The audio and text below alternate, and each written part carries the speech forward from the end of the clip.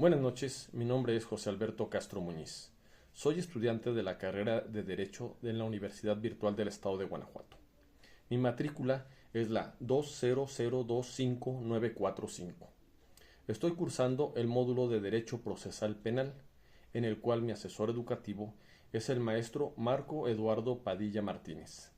El día de hoy, 9 de septiembre de 2025, presentaré el reto 1 denominado ¿Cuáles fueron los antecedentes latinoamericanos de la Reforma Constitucional Mexicana? Pues bien, una vez realizada la lectura titulada Revolución en el proceso penal latinoamericano, difusión de ideas legales desde la periferia Centro de Estudios de Justicia de las Américas del autor Máximo Langer, demos inicio dando respuesta a las tres siguientes interrogantes. ¿A qué se refiere el autor cuando afirma que las reformas en materia de justicia penal se difundieron desde la periferia? Para dar respuesta a estas interrogantes, el autor explica la existencia de tres grupos. El primer grupo de las descripciones y teorías enfatiza no en la direccionalidad geográfica, sino temas, procesos e incentivos comunes que estados y actores domésticos enfrentan y pueden llevarlos a adoptar leyes, normas y políticas públicas similares. Estas teorías proponen distintos mecanismos mediante los cuales este tipo de difusión puede ocurrir: la teoría evolutiva, el funcionalismo y la teoría liberal de las relaciones internacionales. Enfatiza la idea de que los estados pueden adoptar leyes, normas y políticas públicas similares en respuesta a problemas, procesos políticos y sociales o estímulos externos similares. Análisis de elección racional de la política doméstica, argumentando que las leyes, normas y políticas públicas pueden difundirse entre estados si éstas benefician los intereses de grupos poderosos dentro de cada país. Un segundo grupo de descripciones y teorías enfatiza la direccionalidad geográfica y señala que las leyes, normas y políticas públicas se difunden desde los países centrales a otros países centrales o periféricos.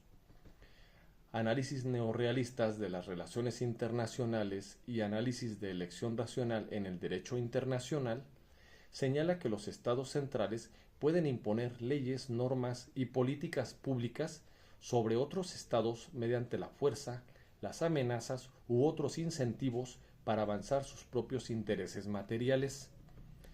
De los dos modelos descritos, el autor identifica un tercer modelo, al cual llamó difusión desde la periferia. En este modelo, los actores en países periféricos o semiperiféricos articulan y tienen un rol crucial en la difusión de leyes, normas y políticas públicas a otros países centrales o periféricos. En consecuencia, en contraste con los otros dos modelos, la historia y la realidad social de los países periféricos pasa a ser relevante para explicar no solo la recepción doméstica, sino también la difusión regional y global de las leyes, normas y políticas públicas. La conceptualización y el estudio de la difusión desde la periferia como un tipo de difusión distintivo son importantes por al menos tres razones. Primero, la difusión desde la periferia debe ser tenida en cuenta como una hipótesis o grupo de hipótesis que pueden ser testadas al estudiar procesos de difusión. El segundo, el estudio de la difusión desde la periferia puede proveer claves sobre cómo las leyes, normas y políticas públicas se difunden en ciertas regiones del mundo, especialmente en aquellas que no incluyen países centrales tales como África, América Latina y el Medio Oriente. El tercero, la posibilidad de que la difusión pueda ser iniciada desde países periféricos o semiperiféricos significa que estudiar este tipo de países mejora nuestro entendimiento de nuestro mundo globalizado. ¿Qué distingue a los códigos inquisitivos y a los códigos acusatorios en Latinoamérica? El código inquisitivo era dividido en dos fases principales: la fase de investigación preliminar, usualmente llamada sumario o instrucción, y la fase de juzgamiento y determinación de la pena, usualmente llamada plenario o juicio. Ambas fases eran escritas. La columna vertebral de este proceso era el expediente que la policía y el juez de instrucción compilaban. Este expediente documentaba toda la actividad procesal desde el comienzo del proceso, incluyendo las pruebas que el juez evaluaba en la fase de juzgamiento. El juez estaba a cargo de la investigación preliminar. De este modo, el juez tenía que hacer la investigación y juzgamiento durante esa etapa. La prisión preventiva para el imputado era obligatoria. La investigación preliminar era secreta para el imputado y su abogado, y los derechos del imputado eran muy limitados durante esta fase, ya que éste no conocía la imputación en su contra hasta que era interrogado por el juez de instrucción. En la fase de juzgamiento había un fiscal para formular la acusación contra el imputado. El defensor podía tener pleno acceso al expediente y podía requerir la recolección de pruebas en esta fase.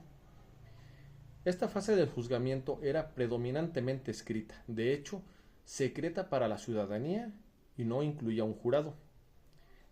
En cambio, en el código acusatorio se plantea que el juicio sea oral y público. Proveer derechos al imputado durante la investigación preliminar, dando a conocer a éste los hechos que se le imputan y los elementos de prueba en su contra antes de declarar.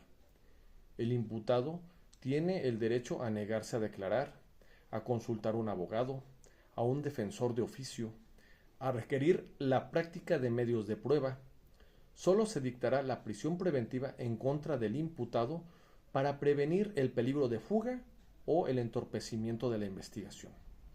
Se debe de tener a un fiscal como encargado de la investigación preliminar. ¿Cómo influyeron los actores internacionales en la formación y expansión de la red de activistas y formadores en América Latina?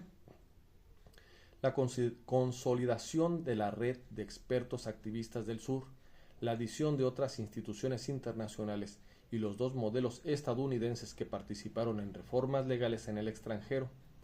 Los miembros de esta red han sido actores latinoamericanos trabajando en el sistema de justicia penal, incluyendo abogados, fiscales, jueces, profesores, estudiantes, legisladores, consultores, asesores, funcionarios del Poder Ejecutivo y oficiales de agencias internacionales. La relación entre los miembros de la red consiste en su común envolvimiento en la promoción de códigos acusatorios como una solución a los problemas de debido proceso, ineficiencia y falta de transparencia de los sistemas de justicia penal inquisitivos latinoamericanos. Los miembros de la red son emprendedores legales que invierten parte de sus recursos económicos, políticos y o simbólicos en sus esfuerzos por promover códigos acusatorios y se reconocen entre sí como reformadores de códigos.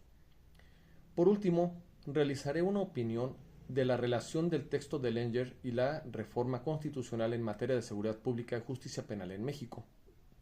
En mi opinión, el texto de Lenger tiene gran relación con las reformas constitucionales en materia de seguridad pública y justicia penal, pues es motivador para que el Estado mexicano realice las reformas constitucionales pertinentes, como se encuentra plasmado en los artículos 19, 20 y 21 de la Constitución Política de los Estados Unidos Mexicanos, donde se encuentran desde las medidas cautelares, los derechos del imputado y las facultades del Ministerio Público, Policía, Guardia Nacional y jueces.